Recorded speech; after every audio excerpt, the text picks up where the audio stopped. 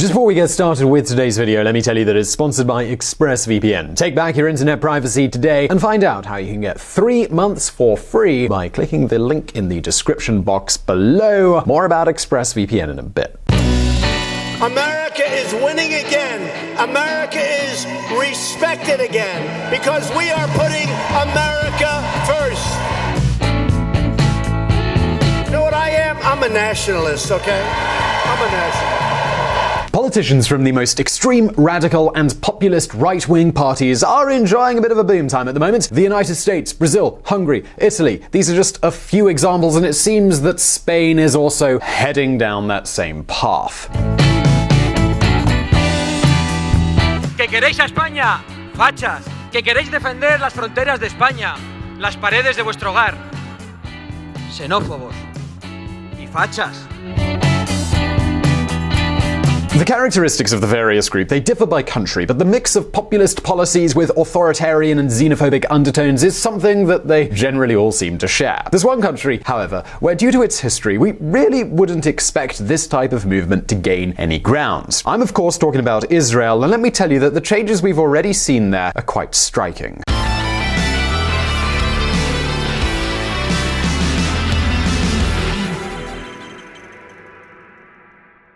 Israel. 70 years of history have shown us how a state created along socialist lines has taken a 180-degree turn on pretty much every level.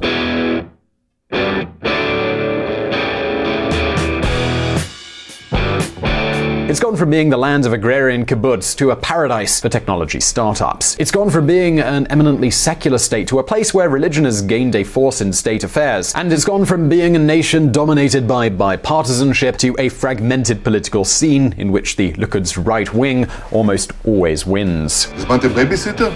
קיבלתם ביביסיטר. יצמיח את הכלכלה שלנו. זהו אנחנו או הם. ואתם יודעים, זה אנחנו. רק הליכוד. We have an incredibly critical election. I want your support. I think it's important for the future of the country.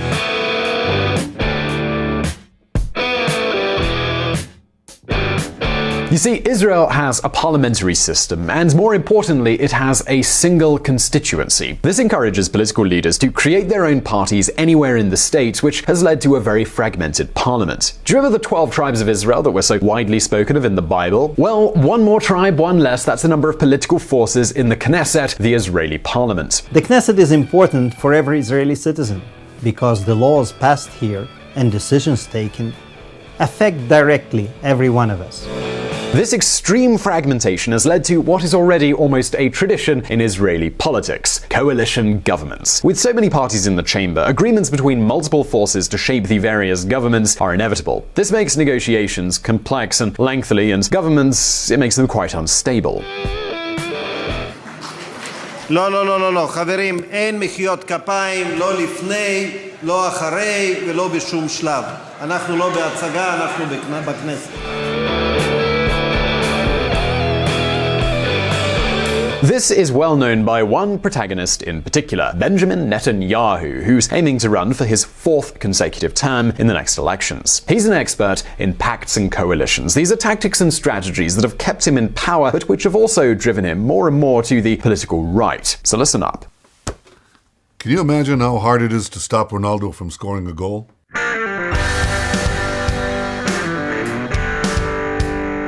Good to see you. Well, thank you. Listen, Israel was strong, but it's indestructible now.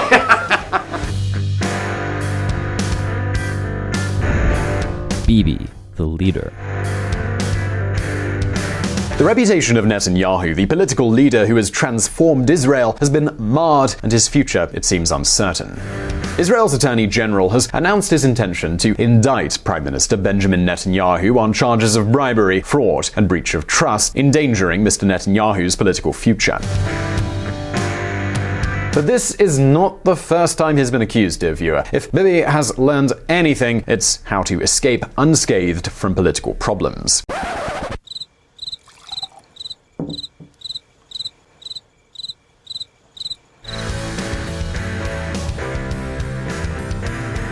Also, if you want to get to know this character just a little bit better, do check out our video on him. He's a politician, but he's not just any politician. His biography is what you'd expect from the protagonist of a best-selling political fiction novel. And side note, Netanyahu himself shared a part of that video on his own Facebook page. Are you kidding me? We'll leave the link in the description below and also at the end of this video.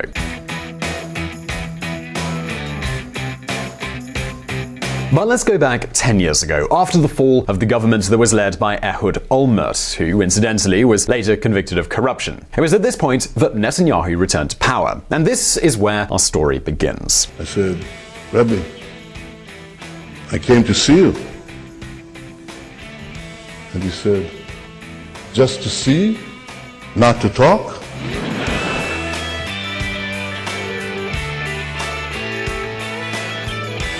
See, at that time, right-wing parties were the majority, but still, Bibi managed to gain the support of a divided Labour Party. What followed were 4 years of stable government in which the only thing Netanyahu couldn't move forward on were his last budgets. Then, in the following elections in 2013, Netanyahu won, and on that occasion, a coalition was formed with centre parties excluding any extremist religious groups. However, this understanding had only lasted for 2 years. אחרת יש סכנה אמיתית שציפי לבני ובוז'י הרצוג יהיו ראשי הממשלה הבאים של ישראל בתמיכת הערבים. The problem at the time wasn't the economy. Netanyahu came to power in the midst of the global economic crisis, but with him at the helm, things have generally gone pretty well in terms of economics. Here you can see how Israel's GDP has evolved compared to that of the United States or Germany. On the flip side, things in Gaza have gotten worse than ever with Hamas. That's why the coalition with the centre parties fell apart and Netanyahu's leadership was once again left for the polls to decide in 2015. And it was precisely during this period that a good chunk of Benjamin Netanyahu's government became markedly more right-wing. You see, although Bibi won the elections again, he had no choice but to form a coalition with 5 parties ranging from the centre-right to the ultra-Orthodox Jewish extremists. One of his coalition partners was a super-conservative political party that doesn't even accept women into their ranks. Yep, you heard that correctly. That is happening in 21st century Israel.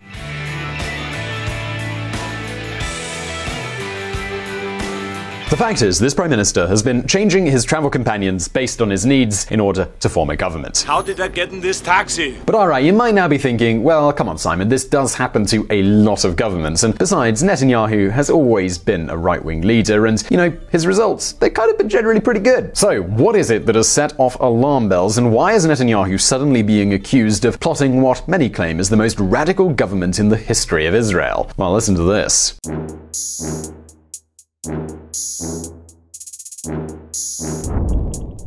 The Jewish law. Friends, the ultra-Orthodox movement is becoming extremely popular. The Haredi, as they're known, they are growing and growing. And you might be wondering, well, you know, what's the big deal? Well, because most ultra-Orthodox Jewish families, they're dependent on state aid due to the fact that half of all Haredi men don't work. Instead, they dedicate themselves exclusively to studying the Torah. For them, there's nothing more important than studying these sacred texts. The ones who do work in these families are women, but under very particular conditions. They have to do so in places that have separate workplaces for men and women. The dining room, it must serve kosher food, and they must respect the Sabbath. But that's not all. The burden of managing the home and the family, it also falls on women, and we're talking about pretty large families here. On average, there are around 7 children born to these families. So with the strict conditions needed before they can even consider a job or to study, coupled with their extensive duties taking care of their homes and families, the available jobs are usually very limited and precarious. You can see why most ultra-Orthodox families live off state aid instead. And on top of that, with so many children, the Haredi population is booming. The number of ultra-Orthodox Jews in Israel has surpassed 1 million people for the first time, and by 2065, they're expected to represent 1/3 of the country's total population.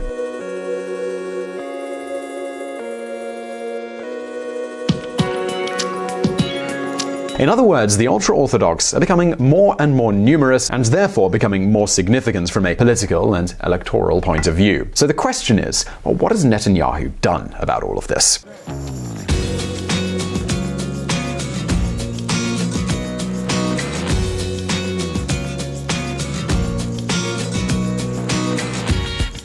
Well, here's where it gets curious. When he was Ariel Sharon's Minister of Finance, he drastically cut subsidies to the yeshivot, the ultra-Orthodox school for rabbis. However, a decade later, when he needed the Haredi parties to form a government, you can probably guess what happened.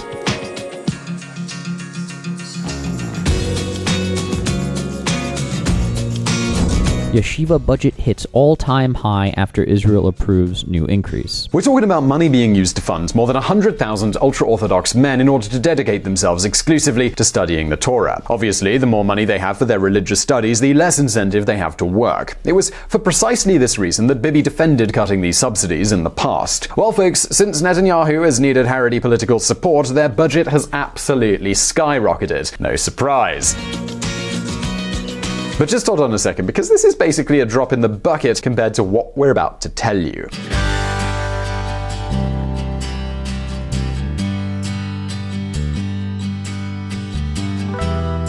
The most controversial measure that Netanyahu's government has taken has been the nation law, which declares Israel as the nation-state of the Jewish people. You see, Israel was founded on the ideal of religious freedom. In fact, 40% of Israelis of Jewish origin declare themselves as non-religious. They're non-practicing, they're agnostic, and they consider that state affairs must be completely secular. In addition to these agnostics, 20% of the population isn't Jewish at all. But in spite of all of this, the new law declares that only the Jewish people have the right to self-determination in the Israeli territory, and the Jewish settlements in Israel are no less than of national interest.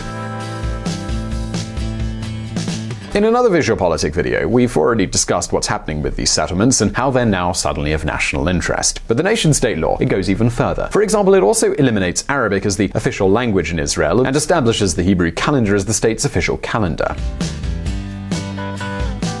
So in short, the idea of a secular and inclusive Israel, it doesn't seem to be going that well. To top it all off, the law has been approved for inclusion into the fundamental laws of the state, a set of laws that are something equivalent to a nation's constitution. But what does this all really mean? What it means is that the law seems to give priority to Israel's Jewish nature over its democratic one. Today, some citizens feel that they're second class or that the state has stopped being secular. As you can imagine, the Arab population, it certainly hasn't remained silent on the matter. Israeli Arabs challenge nation-state law in top court. Most extreme principles since end of apartheid. But I mean, some of you are probably thinking right now, yeah, but Arabs complaining about Israeli politics, not exactly something new. Well, that may be so, but they're not the only ones. Druze protest nation-state law outside Israeli party leaders' homes. Politicians vow to fix legislation. But this isn't the only area in which religion is influencing change in Israel.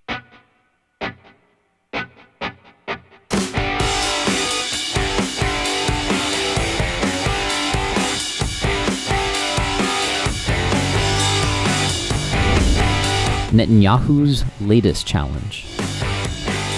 Folks, the National Defense Forces are the most prestigious institution in Israel.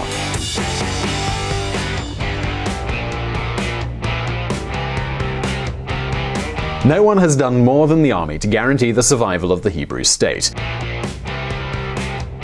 Historically, Haredi students were exempt from the almost 3-year compulsory military service in Israel. However, there has been a tremendous judicial battle between the ultra-Orthodox and those who oppose this preferential treatment, and it's been going on for 20 years. And it's precisely here where the ultra-Orthodox parties have most asserted themselves. In exchange for their support of Netanyahu, they have bashed out new formulas for exemption and postponement of military service for the Haredi.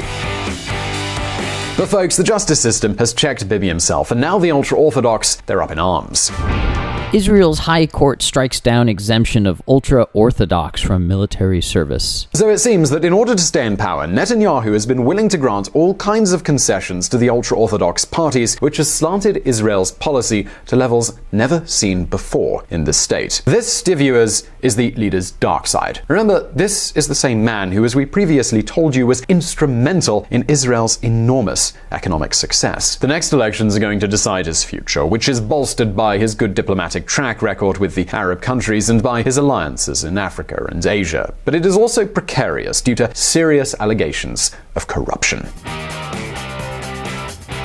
So what can we expect? Well, this is going to be a hard one to call, but as always, when it does happen, we're going to tell you about it right here on VisualPolitik. So I hope you enjoyed that video. And before you go, let me take a moment to tell you about ExpressVPN. ExpressVPN allows you to take back your internet privacy. Well, why do you need to do that? Well, if you shop online, a VPN is a great way to prevent hackers from getting a hold of your credit card information. Now, I often work or, browse the internet in a coffee shop or in the airport or, on those open Wi-Fi spots. And I know that I don't have to worry about my personal information leaking out because I use a VPN. And ExpressVPN, they've got speeds consistently faster than other VPNs, and it works on all of your devices, Windows, iOS, Android, Linux, all of that stuff. It's also the market-leading VPN, rated #1 by Tech Radar for VPN services. It's also incredibly easy to install. You just register, log in, download, plug in a unique code that you're given, and boom, you're good to go. And this all costs you less than $7 a month. And if you don't like it, which is unlikely because you probably will, there's a 30-day money-back guarantee. So find out how you can take back your internet privacy today and how you can get 3 months for free by clicking the link in the description box below, or just go to expressvpn.com/VPEN. Again, take back your internet privacy with ExpressVPN. Just click that link below. And as always, thank you for watching. If you want to learn more about politics and world affairs and hear some more of my lovely voice, come check out the Reconsider podcast, where we don't do the thinking for you. Find Reconsider at www.reconsidermedia.com.